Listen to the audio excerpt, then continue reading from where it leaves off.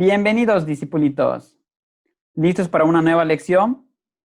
Soy el Sensei Edwin y hoy les explicaré algunos conceptos básicos para el estudio de la trigonometría. ¡Disfrutemos las matemáticas! ¿Sabías que los triángulos pueden clasificarse según la medida de sus lados o la medida de sus ángulos? ¿No? Aquí te lo explicaremos. Según la medida de sus lados, tenemos al triángulo equilátero, el cual tiene 3 lados iguales. Luego está el triángulo isósceles, que cuenta con 2 lados iguales. Enseguida se encuentra el triángulo escaleno, cuyos lados tienen medidas distintas. Pero si tomamos en cuenta ahora la medida de sus ángulos, tenemos al triángulo acutángulo, el cual tiene 3 ángulos agudos, o sea, menores a 90 grados. Después está el triángulo obtusángulo, que cuenta con un ángulo obtuso, es decir, mayor a 90 grados. Enseguida se muestra el triángulo rectángulo, que tiene un ángulo recto de 90 grados, y es muy usado para el cálculo de razones trigonométricas. Ahora veremos algunas propiedades de los triángulos. La primera propiedad señala que la suma de sus 3 ángulos internos siempre es 180 grados, sin importar de qué triángulo se trate. Fíjate, en este caso tenemos que el ángulo alfa vale 30 grados y beta 125 grados. Entonces, al sumarse con el ángulo teta, deben sumar 180 grados. Si sumamos primero 30 más 125 grados, tenemos 155 grados. Al pasar restando 155 grados al otro lado de la igualdad, tenemos que teta es igual a 180 menos 155, de donde se obtiene que la medida del ángulo teta es 25 grados. Y ya tenemos el resultado. Otra propiedad importante se refiere al ángulo externo de un triángulo, y es que la medida de este equivale a la suma de los 2 ángulos internos que no están junto a él. Observa, en este caso, el ángulo Y y Z son los ángulos internos que no están junto al ángulo externo X. Entonces, sustituyendo los valores de Y y Z, obtendremos que X será igual a 42 grados más 69 grados, de donde X es igual a 111. Y ya tenemos el resultado. Genial, ¿no? Cuando se trabaja con una pareja de ángulos, estos pueden ser complementarios o suplementarios entre sí. Los complementarios son aquella pareja de ángulos que juntos suman 90 grados. Por ejemplo, si el ángulo beta mide 48 grados, entonces la suma de alfa más 48 grados será igual a 90 grados. Al pasar restando el 48 al otro lado de la igualdad, tenemos que el ángulo alfa tiene una medida de 42 grados. Y ya, este es el resultado. Ahora bien, los ángulos suplementarios son aquellos que entre sí suman 180 grados. Mira, si alfa mide 120. entonces 120 grados más beta es igual a 180 grados. Al pasar restando 120 al otro lado, se obtiene que el ángulo beta mide 60 grados. Genial, ¿no?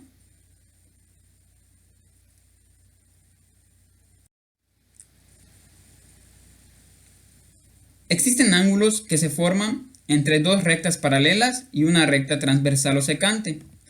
Recuerda que las líneas paralelas son aquellas que nunca se cruzan en algún punto.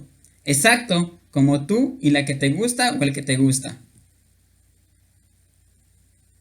Ahora te presento un par de rectas paralelas R y S, cortadas por una transversal T.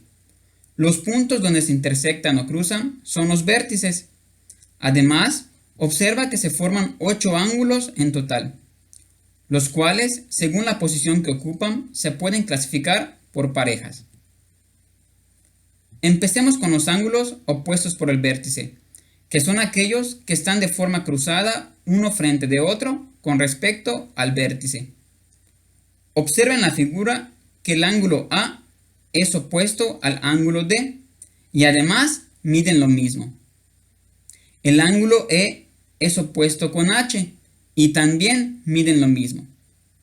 De igual manera, el ángulo C es opuesto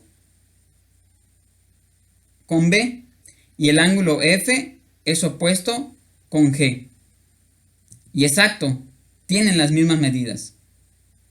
Ahora, los ángulos alternos internos, como su nombre lo indica, están alternados, uno de cada lado de la transversal y dentro de las líneas paralelas. Observa, el ángulo C y F son alternos internos, porque cada uno está en diferente lado de la transversal y entre las paralelas. Además, miden lo mismo. Asimismo, los ángulos D y E también son alternos internos y miden lo mismo. Continuamos con los ángulos alternos externos, que son aquellos que están uno de cada lado de la transversal, pero a diferencia de los anteriores, estos están por fuera de las líneas paralelas. Presta atención. El ángulo A y H son alternos externos, ya que cada uno está en diferentes lados de la transversal, fuera de las paralelas y miden lo mismo. Los ángulos B y G también son alternos externos y miden lo mismo. Finalmente están los ángulos correspondientes, que son aquellos que están del mismo lado de la transversal y del mismo lado de las paralelas. Por ejemplo, el ángulo A y el ángulo E son correspondientes, ya que ambos están del mismo lado izquierdo de la transversal y por encima de las paralelas, y además miden lo mismo. Otro ejemplo son los ángulos D y H, ya que están del lado derecho de la transversal y por debajo de las paralelas. Análogamente, se puede analizar que B es correspondiente con F y que el ángulo C es correspondiente con el ángulo G. Por lo tanto, miden lo mismo. Genial, ¿no?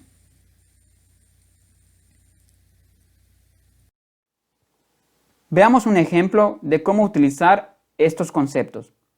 En este caso, el ángulo B mide 53 grados y solicitan determinar la medida de los otros 7 ángulos.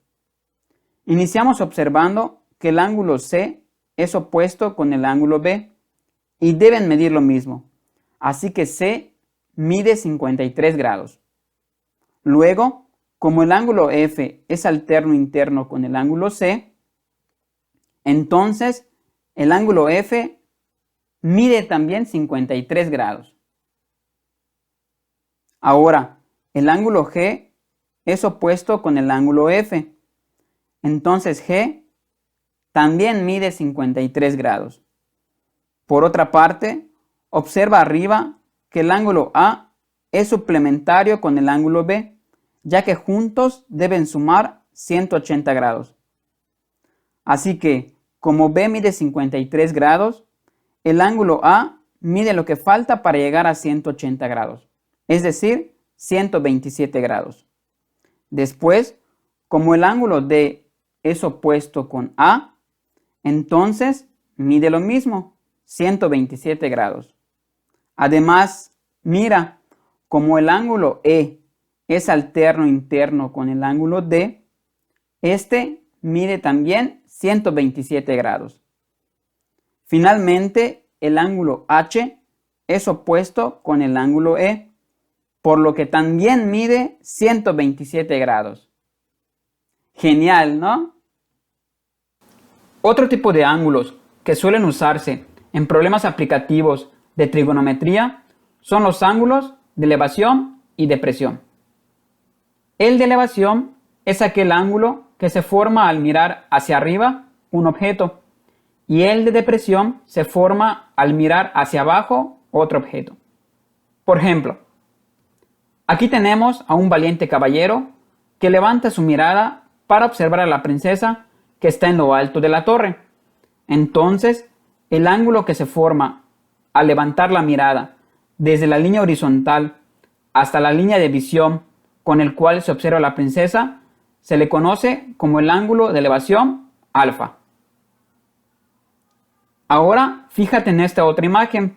El valiente caballero baja la mirada para observar en el mar un barco. Entonces, el ángulo que se forma desde la línea horizontal hasta la línea de visión se le conoce como el ángulo de depresión beta. Mucha atención, no cometas el error de colocar el ángulo pegado al edificio, pues el ángulo de depresión está entre la horizontal y la línea de visión. Genial, ¿no?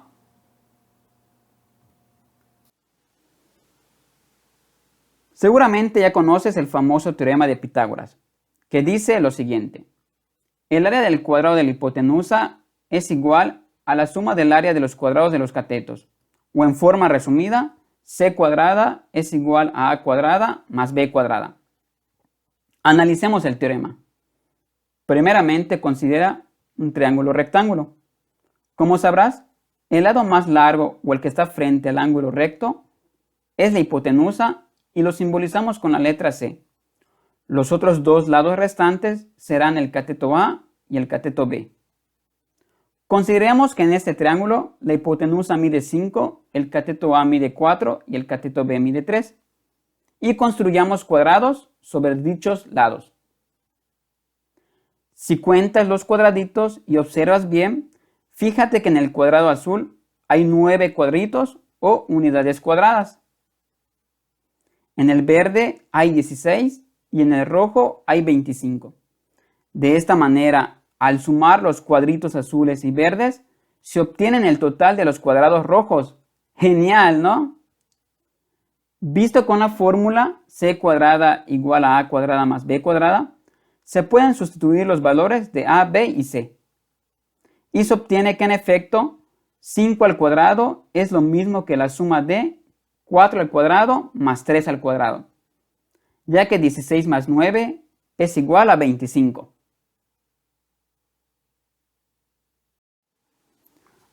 Ahora resolveremos algunos ejemplos para mostrar cómo utilizar la fórmula del teorema de Pitágoras para calcular un lado desconocido.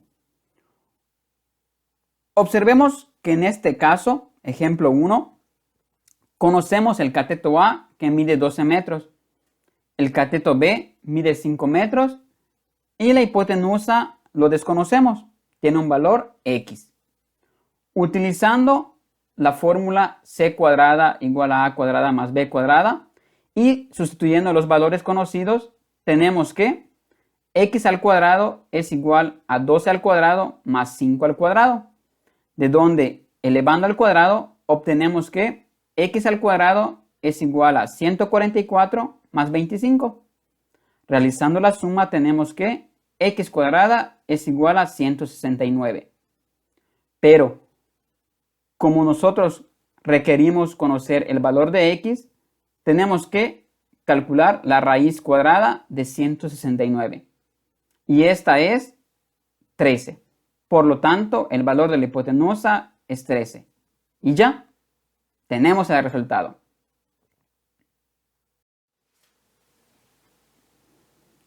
En este otro ejemplo, tenemos que el cateto A mide 15. El cateto B se desconoce y la hipotenusa mide 21. Utilizando la fórmula del teorema de Pitágoras y sustituyendo los valores conocidos, tenemos que 21 al cuadrado es igual a 15 al cuadrado más x cuadrada. Elevamos al cuadrado los números, 21 al cuadrado son 441, 15 al cuadrado son 225. Pasamos restando el 225 al lado izquierdo y nos queda 441 menos 225 es igual a x cuadrada. Al hacer la resta, obtenemos 216 igual a x cuadrada. Y calculamos su raíz cuadrada. Por lo tanto, el valor de x será 14.696. Y ya tenemos el resultado. Finalmente, en este ejemplo 3, desconocemos el cateto A, conocemos el valor del cateto B y conocemos el valor de la hipotenusa. Aplicando el teorema de Pitágoras, c cuadrada igual a a cuadrada más b cuadrada, sustituimos los valores conocidos y obtenemos que 16 al cuadrado es igual a x cuadrada más 7 al cuadrado. De donde al elevar las potencias tenemos que 16 al cuadrado es 256 y 7 al cuadrado es 49. El 49 lo pasamos restando al lado izquierdo y nos queda que 256 menos 49 es igual a x cuadrada.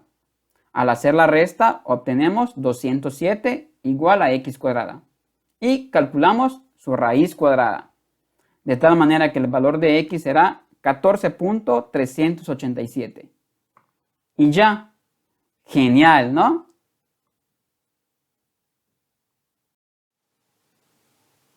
Ahora recordaremos algunos conceptos de álgebra básica.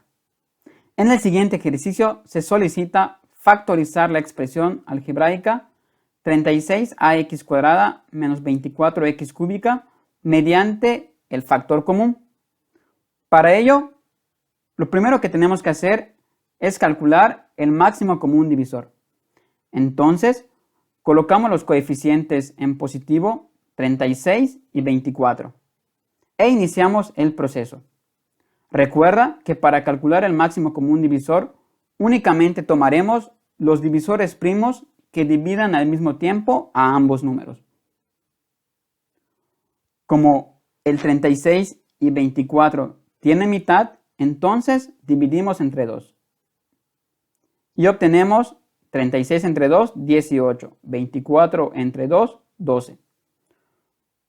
Como ambos son divisibles entre 2, volveremos a sacar mitad. 18 entre 2, 9. 12 entre 2, 6. Como el 9 no es divisible entre 2, ya no seguimos sacando mitades. Pasamos a calcular tercias. 9 entre 3, 3. 6 entre 3, 2. Como ya no hay más divisores comunes, entonces el máximo común divisor será la multiplicación de 2 por 2 por 3, que es igual a 12. Por otra parte, en la expresión se observa que se repite la letra x, por lo que hay que tomar el término x con menor exponente. En este caso, x cuadrada. De ahí que el factor común sea la unión del máximo común divisor y este término x al cuadrado, quedando el factor común como 12x cuadrada. Para continuar con el proceso de factorización, abrimos paréntesis y colocamos espacios según el número de términos que tenga la expresión original. En este caso, como la expresión original tiene 2 términos, colocamos 2 espacios. Para conocer qué valores van ahí, se realiza lo siguiente. Tomamos el primer término, 36ax cuadrada, y se divide entre el factor común, que es 12x cuadrada. Entonces, 36 entre 12 es igual a 3, y x cuadrada entre x cuadrada se cancela, quedando 3a.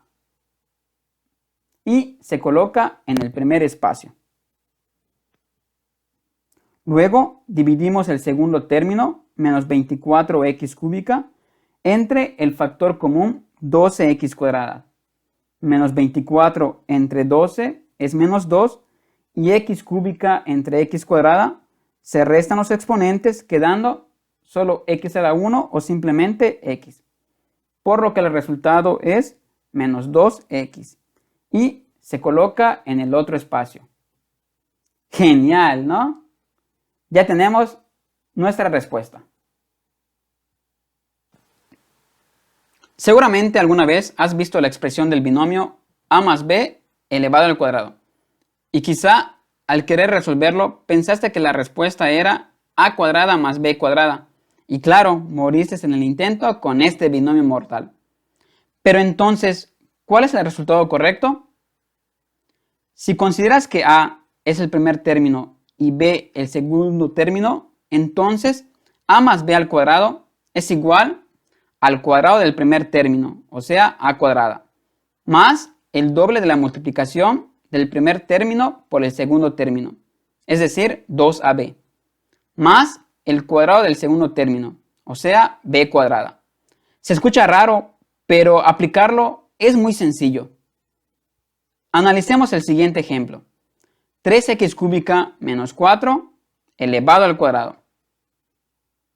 Lo primero que se hace es identificar quién es el término a. En este caso es 3x cúbica. Y el término b será menos 4. Luego coloca el siguiente formato. Un paréntesis elevado al cuadrado, seguido de un más 2 y dos paréntesis multiplicándose, y otro paréntesis elevado al cuadrado. Ahora coloca el valor de a, que es 3x cúbica. Luego nuevamente coloca el valor de a, que es 3x cúbica, seguido del valor de b, que es menos 4. Y finalmente otra vez coloca el valor de b, que es menos 4. Realizando las operaciones se tiene que 3x cúbica al cuadrado es 9x sexta, ya que se multiplica por sí mismo el coeficiente 3 grande y el exponente 3 pequeño se multiplica por 2. Luego multiplica seguido 2 por 3x cúbica por menos 4, que sería 2 por 3x cúbica es 6x cúbica, por menos 4 da menos 24x cúbica. Y por último, eleva al cuadrado el menos 4. Como menos por menos es más, se obtiene más 16. Así que el resultado final es 9x sexta menos 24x cúbica más 16. Y ya, genial, ¿no? Discipulitos, si el video les fue de ayuda, los invito a que me regalen un like, se suscriban al canal y compartan con sus amigos. Si tuviste alguna duda, colócala en los comentarios y con gusto te responderé. Bye bye, hasta la próxima.